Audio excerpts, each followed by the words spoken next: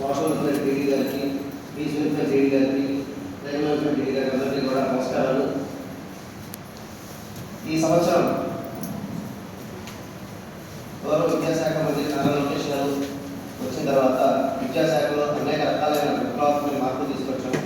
ప్రతి విద్యార్థి, ప్రభుత్వ పాఠశాల చదువుతున్న ప్రతి విద్యార్థి కూడా మంచి మార్కులతో ఉత్తీర్ణులు అవ్వాలనే ఉద్దేశంతో డిసెంబర్ 6వ తారీఖు నుంచి 100 డేస్ యాక్షన్ ప్లాన్ను అఫెక్టివ్గా కండక్ట్ చేసి ప్రతిరోజు ఒక టాపిక్ ఇచ్చి వాళ్ళని వివరించడానికి జరిగించి ప్రతిరోజు టెస్ట్ కండక్ట్ చేయడం వలన విద్యార్థుల్లో తక్షణమే పడిపోయి చాలా ధైర్యంగా కాన్ఫిడెంట్గా ఎగ్జామ్స్ అటెండ్ జరిగింది.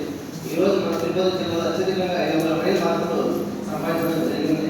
ప్రతి పాఠశాల నుంచి కూడా 20 మంది 30 మంది విద్యార్థులు 500 మార్కులు సంపాదించడం జరిగింది.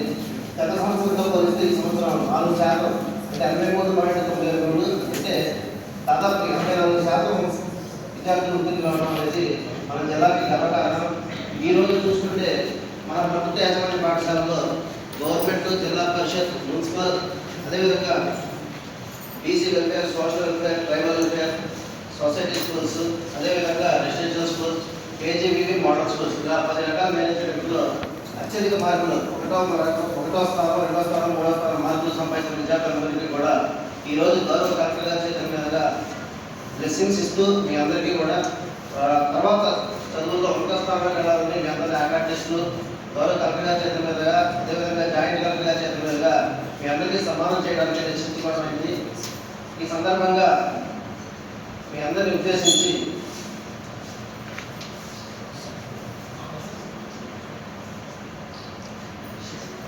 గౌరవ జాయింట్ కలెక్టర్ గారిని మీ అందరిని ఉద్దేశించి మాట్లాడవలసిందిగా కోరుతున్నాను.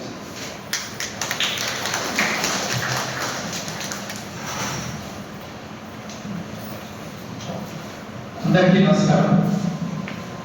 ఈరోజు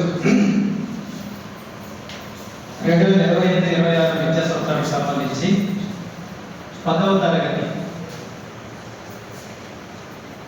మంచి శ్రేణిలో మంచి మార్కులు పొంది ఉత్తీర్ణులైనటువంటి వివిధ రకాల పాఠశాలలో చేసినటువంటి బాలురు, బాలికలందరికీ కొంతమంది బాలికలే కనిపిస్తున్నారు. ప్రత్యేక అభినందనలు తెలియజేసుకుంటున్నాను. వాళ్ళ యొక్క పేరెంట్స్కి మా యొక్క నమస్కారం తెలియజేసుకుంటున్నాను. మరియు వాళ్ళ యొక్క ఉపాధ్యాయులు, ఎవరైతే ఉపాధ్యాయులు ప్రభుత్వ పాఠశాలలో విద్యార్థులను మంచి విద్యార్థులు నేర్పించి కష్టపడి చదివించి డిసిప్లిన్గా కష్టపడమే కాదు, ఇష్టపడి చదివి హార్డ్ వర్కే కాదు స్మార్ట్ వర్క్ చేసి ఈరోజు మన రాష్ట్రంలో ప్రభుత్వ పాఠశాలల మార్పులు చూస్తే మారుమవుతున్నాయి. నేను 12 సంవత్సరాలు సాంఘిక శాస్త్ర ఉపాధ్యాయుడిగా 10th క్లాస్ విద్యార్థులకి సోషల్ స్టడీస్ పోతున్నాను. ఎప్పుడు కూడా 99 వచ్చేది, కొన్నిసార్లు ఒక స్టూడెంట్ గానే 99 వచ్చేది. 100 మంది స్టూడెంట్స్ ఉంటే ఒక స్టూడెంట్ సోషల్ స్టడీస్లో కూడా ఫెయిల్ అయ్యేవాడు. ఎందుకో మరి అందరికీ నేనే బోధించేవాడిని, కానీ మీకు హైయెస్ట్ మార్కులు సోషల్ స్టడీస్లో వచ్చేది. మ్యాథ్స్లో వస్తాయి జనరల్గా, బట్ నా స్కూల్లో మాత్రం సోషల్ స్టడీస్లో వచ్చేవి. ఆ మార్కులు వాళ్ళకి IIITలో సీట్లు చాలా వరకు ఉపయోగపడేది. అందుకోసమనే విద్యార్థులంటే నాకు చాలా, ఎందుకంటే నేను నా ఉద్యోగ జీవితం ప్రారంభించింది అనే టీచర్గా కాబట్టి విద్యార్థులు ఎక్కడైనా మీటింగ్లు అన్నా, ఎక్కడైనా వాళ్ళకి ఎవరైనా గైడెన్స్ ఇవ్వాలన్నా ముందుంటాను. ఎందుకంటే నాకు చాలా ఇష్టం విద్యార్థులు అంటే. నా రిక్వెస్ట్ ఏమంటే విద్యార్థులకి ఇక్కడితో మీరు ఆగిపోకుండా ఏదైతే మీరు క్రమశిక్షణతో చదివి ఒకటి మాత్రం గుర్తుపెట్టుకోవాలి, ప్రభుత్వ పాఠశాలలో చదివిన వాళ్ళు తప్పనిసరిగా మంచి అత్యున్నత స్థాయిలో మీరు వివిధ రకాల ఉద్యోగాలు చేస్తారు, వివిధ రకాల పోస్టులు చేస్తారు. అందులో నేను గ్యారెంటీ ఇస్తాను. ఎందుకంటే అక్కడ మనం ప్రభుత్వ పాఠశాలలో మనకి అంత డిసిప్లైన్, అంత హార్డ్ వర్క్ జనరల్ ఇది వస్తుంది మనకు. ఏదో ఆర్టిఫిషియల్గా కాకుండా జనరల్గా మనకి రిజల్ట్ అనేది అన్ని రంగాల్లో కూడా వస్తాయి. అది నేను గ్యారెంటీ మీకు చెప్పగలను. కాబట్టి విద్యార్థి ఇప్పుడు ఈ రోజు మీరు సాధించిన ఈ విజయం మీ తల్లిదండ్రులకు, తర్వాత మీకు విద్యాబుద్ధులు నేర్పించిన మీ పాఠశాల ఉపాధ్యాయులు, ప్రధాన ఉపాధ్యాయులకి, మరి మన డిఓ గారికి, మరియు మన కలెక్టర్ గారికి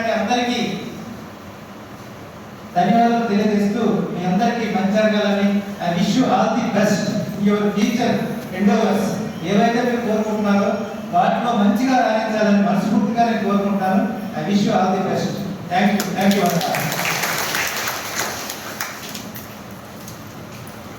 సార్. మనం చెప్పినట్టుగానే ప్రభుత్వ పాఠశాలలో ఉపాధ్యాయులు చాలా హార్డ్ వర్క్ చేస్తారు సార్. అదేవిధంగా క్వాలిఫైడ్ టీచర్స్, ఎక్స్పీరియన్స్ టీచర్స్ మన ప్రైవేట్ పాఠశాలలో పోల్చుకుంటే మన టీచర్లందరూ కూడా గత సంవత్సరంలో అటెండెన్స్ యాక్షన్ కానివ్వండి, అకాడమిక్ స్టార్టింగ్ నుంచి చివరి దాకా కూడా విద్యార్థులను ప్రోత్సహించి చక్కగా ఉత్తీర్ణులు అవడానికి మంచి మార్గ సమావేశాన్ని కూడా కారణం. అదేవిధంగా విద్యార్థులు కూడా శ్రద్ధగా చదువుకుని రాష్ట్రంలోనే అత్యధికంగా ఎక్కువ మార్కులు వచ్చిన జిల్లాగా, అదేవిధంగా రాష్ట్రంలోనే 2వ ర్యాంకు మన తిరుపతి జిల్లాలో వచ్చినట్టుగా మనం తెలియజేసుకుంటున్నాం సార్. ఈ సందర్భంగా మన గౌరవ జిల్లా కలెక్టర్ గారిని మన సందేశాన్ని ఇచ్చి మనందరూ కూడా బ్లెస్సింగ్స్ వస్తుండగా ఆయన సందేశాన్ని వస్తుండగా కోరుకుంటున్నాం.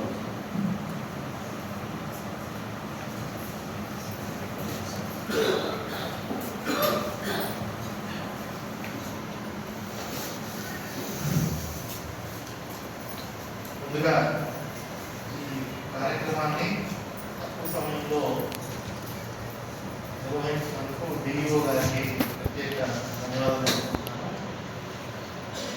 పిల్లలందరికీ కూడా మై హార్టియెస్ట్ కంగ్రాచులేషన్స్ అండి. చాలా కష్టపడి మీరు 10th క్లాస్లో మంచి మార్కులతో ఈరోజు జిల్లాలోనే మొట్టమొదటి స్థానంలో రావడం జరిగింది. అందరూ కూడా డల్గా ఉన్నారు, ఎందుకు నాకు అర్థం కావట్లేదు, హ్యాపీగా లేదు పిల్లలు. సో తల్లిదండ్రులు కూడా సీరియస్గా ఉన్నారు. సో ముందుగా తల్లిదండ్రులకి పిల్లలందరికీ కూడా మై హార్టియెస్ట్ కంగ్రాచులేషన్స్. ఒకప్పుడు ప్రభుత్వ బడిలో చదివితే ఫ్యూచర్ సరిగా ఉండదు, ఫ్యూచర్లో ఇబ్బంది పడతాము, మంచి కాలేజీలో సీట్ రాదు, డాక్టర్ అవ్వలేము, ఇంజనీర్ అవ్వలేము, లేదంటే మీకు కావాల్సింది అవ్వకపోవచ్చేమో, ఇట్లాంటి అభద్రతా భావాలు ఉండేవి. చాలా మందిలో కూడా డౌట్ ఉంటుంది. తల్లిదండ్రులు ముఖ్యంగా మా పిల్లల్ని ప్రభుత్వ బడిలో చదివిస్తే ఏమవుతాడు, చదువులో ఒక టీచర్లు సరిగ్గా పాఠాలు చెప్పలేము, ఇట్లా రకరకాలు, అక్కడ బాగుంటుందేమో, మిగతా పిల్లలు వాళ్ళు కూడా సరిగ్గా చదవరు కాబట్టి మనవాడు పాడైపోతాడు, ఇట్లా రకరకాల కారణాలు, రకరకాల కారణాలు. ఆ స్టేజ్ నుంచి ఈరోజు చూసుకుంటే మొన్న ప్రభుత్వం నుంచి మీరు చాలా మంది చూసారో లేదు తెలియదు కానీ తల్లిదండ్రులు ప్రభుత్వమే పేపర్లో యాడ్ ఇచ్చింది. చూసారా లేదా? అంటే ప్రైవేట్ స్కూల్లో ఎందుకు మా దాంట్లో ఎంత వచ్చారు, మా దాంట్లో ఎంత వచ్చింది, అంత వచ్చింది మీరు చూస్తూ ఉంటారు కదా, 1 1 1 2 2 2 ర్యాంకులని. చూసారా? మన దాంట్లో ఎంతో మంది మంచి మంచి ర్యాంక్స్ వస్తే మనము ఎందుకు కానీ ఇప్పుడు మన గవర్నమెంట్ స్కూల్స్ లో ఇంకా మన అద్దైపాలెం అమ్మాయి వచ్చిందా, అమ్మాయి ఫోటో నేను చూశాను. ఫస్ట్ పేజ్ లో చూస్తున్నాను, ఫస్ట్ పేజ్ లో వేశాను.